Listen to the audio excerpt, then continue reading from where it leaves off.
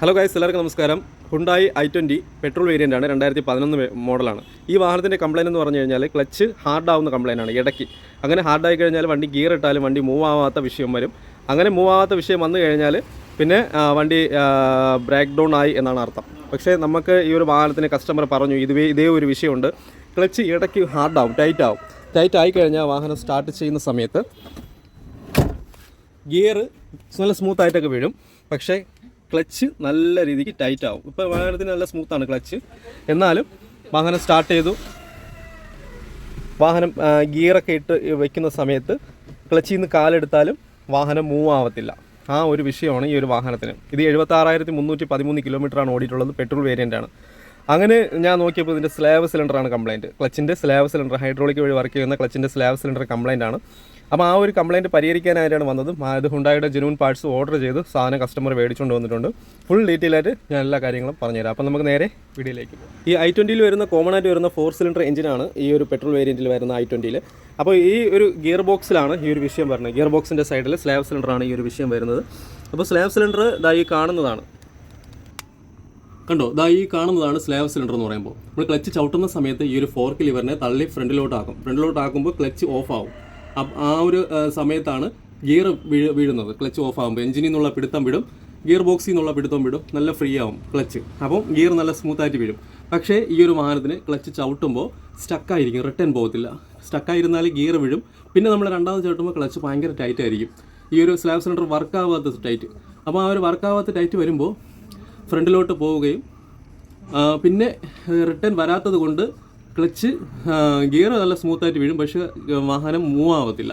Clutch വർക്കായാൽ മാത്രമല്ലേ ബാക്കിലോട്ട് വന്നാൽ മാത്രമല്ലേ വാഹനം മൂവ് ആവത്തുള്ളൂ. ഇത് ബാക്കിലോട്ട് വരത്തില്ല. ഈ ഒരു പെട്രോൾ വേരിയൻ്റ് i20ക്കും i10 വരുന്ന ഒരു പ്രത്യേക ഒരു കംപ്ലയിൻ്റ് ആണിത്. അപ്പോൾ ക്ലച്ച് ഒരു മാക്സിമത്തിൽ ഒരു 50,000 കിലോമീറ്ററിൽ തന്നെ സ്ലാബ് സിലിണ്ടർ ക്ലച്ച് കാര്യങ്ങളെല്ലാം മാറിക്കഴിഞ്ഞാൽ ഇതുപോലെ കംപ്ലയിൻറ്റ് വരത്തില്ല.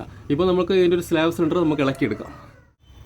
ഇതാണ് ഞാൻ പറഞ്ഞ സ്ലേവ് സിലിണ്ടർ, ക്ലച്ചിൻ്റെ സ്ലേവ് സിലിണ്ടർ എന്ന് പറഞ്ഞു കഴിഞ്ഞാൽ ക്ലച്ച് പെഡലിലൊരു മാസ്റ്റർ സിലിണ്ടർ ഉണ്ട്. ഇതുപോലെ നമ്മൾ ക്ലച്ച് ചവിട്ടുന്ന സമയത്ത് അതിന് ഫ്ലൂഡ് എല്ലാം കൂടി പമ്പ് ചെയ്ത ഹൈഡ്രോളിക് വഴിയായിട്ട് ഈ ഒരു പിസ്റ്റൺ ഇവിടെ ആയിരിക്കും. ഇതിൻ്റെ പകുതിയോളം വരുന്ന ഈ ഒരു പിസ്റ്റണിൽ ഇതിനെ തള്ളി ഫ്രണ്ടിലോട്ട് നീക്കുമ്പോഴാണ് ക്ലച്ച് വർക്കാവുന്നത്. ഈ ഫ്രണ്ടിലോട്ട് നീക്കുന്ന സമയത്ത് ക്ലച്ച് സ്റ്റക്കായിരിക്കും, ഈ ഒരു സിലിണ്ടർ സ്റ്റക്കായിരിക്കും, റിട്ടേൺ ഓട്ടോമാറ്റിക്കായിട്ട് പോകത്തില്ല. സ്റ്റക്കായിരിക്കുന്ന സമയത്താണ് വാഹനം മൂവ് ആവാത്തതും അതുപോലെ തന്നെ ക്ലച്ച് ടൈറ്റ് ആവുന്നതും ഈ ഒരു വിഷയം കൊണ്ടാണ്. അപ്പോൾ സ്ലാബ് സിലിണ്ടറാണ് മെയിനായിട്ടുള്ള വിഷയം. അപ്പോൾ സ്ലാബ് സിലിണ്ടർ നമ്മൾ ഹുണ്ടായുടെ ജെനുവിൻ പാർട്സ് നമ്മളിപ്പോൾ ഓർഡർ ചെയ്തെടുത്തു. ഇതാണ് ഇതിൻ്റെ പാർട്ട് നമ്പറും കാര്യം. 3,915 ഇതിൻ്റെ റേറ്റ് വരുന്നത്. ഇത് 2023 സ്ലാബ് സിലിണ്ടറാണ്, സൗത്ത് കൊറിയയാണ് വരുന്നത്.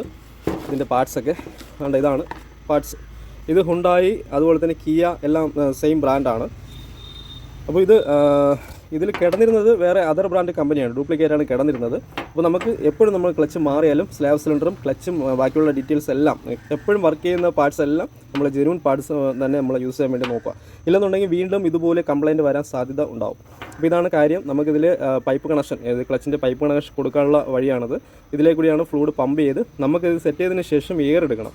ക്ലച്ചിൻ്റെ ഫ്ലൂഡ് ഇതാണ്ട് ഈ ഒരു എയർ സ്ക്രൂ തുറന്ന് ഫ്ലൂഡ് എല്ലാം കൂടി എയർ പുറത്തോട്ട് പോകുമ്പോഴാണ് ഇത് കറക്റ്റായിട്ട് വർക്കിംഗ് ആകത്തുള്ളൂ. അപ്പോൾ ഇതെല്ലാം വാഹനത്തിലോട്ട് സെറ്റ് ചെയ്ത് കറക്റ്റ് ചെയ്തിട്ട് എയർ എടുക്കാം. ഫ്ലൂഡ് നമ്മൾ .4 എന്ന കമ്പനി, TVS എന്ന് പറയുന്ന കമ്പനിയാണ് എടുത്തിട്ടുള്ളത്.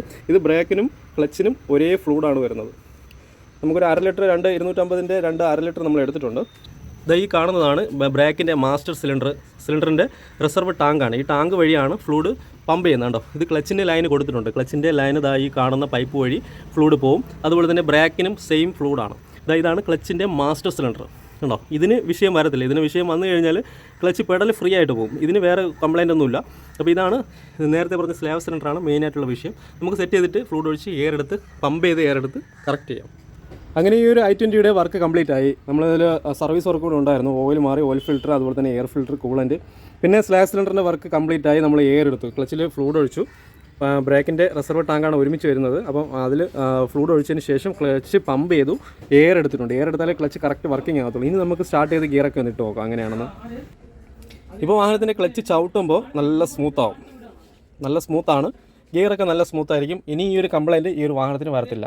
എന്ത് കംപ്ലയിൻ്റ് എന്ന് പറഞ്ഞു കഴിഞ്ഞാൽ വാഹനം ക്ലച്ച് സ്റ്റക്കായിരിക്കുന്ന ഒരു കംപ്ലയിൻ്റാണ്. സ്ലാബ് സിലിണ്ടർ സ്റ്റക്കായി കഴിഞ്ഞാൽ ക്ലച്ച് നല്ല ടൈറ്റ് വരും. അതുപോലെ തന്നെ ഇതിൻ്റെ ഗിയറും ടൈറ്റാണ് ഈ ഒരു വിഷയത്തിന് ഉണ്ടാകുന്നത്. അപ്പോൾ ഇത്രയും കാര്യങ്ങളാണ് വരുന്നത്. നിങ്ങളുടെ വാഹനത്തിന് ഇതുപോലെ വിഷയം ഉണ്ടെങ്കിൽ ഇതുപോലെ ക്ലച്ചിൻ്റെ slave cylinder, clutch disc, pressure plate, gear oil, MC complaint ആണെങ്കിൽ അതും കൂടി ചേഞ്ച് ചെയ്ത് ക്ലിയർ ചെയ്ത് വിടുക. അപ്പോൾ ഇത്രയും കാര്യങ്ങളാണ്. വീഡിയോ എല്ലാവർക്കും ഷെയർ ചെയ്ത് കൊടുക്കുക. Okay, bye, see U.